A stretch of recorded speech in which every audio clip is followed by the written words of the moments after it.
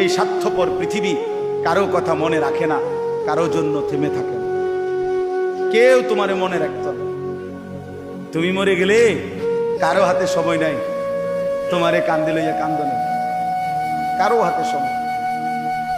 এ বাফেরে দুপুরবেলা জানাজা দিছে, আসরের পরে বাফের জানাজা হইছে, কত কান্দা কানছে জিফুতে। এশার নামাজের পরে পাশের ঘরের থেকে ভাত তরকারি আনছে, এর ওই পেট ভরে ভাত খায়। এরা দেখলাম দুপুরে কান্দে অন ভাত খায়।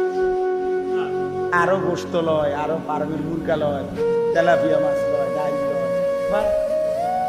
কি আপনারা দেখলাম বিকালে কি কান্দাটা কানলেন বুঝেন? অর্থাৎ বুঝাইতে চায় ওনার জন্য তো আমি না খাইয়ে মরে গেলে হইতো না, ঠিক আছে কাঁদছি তো কাঁদি।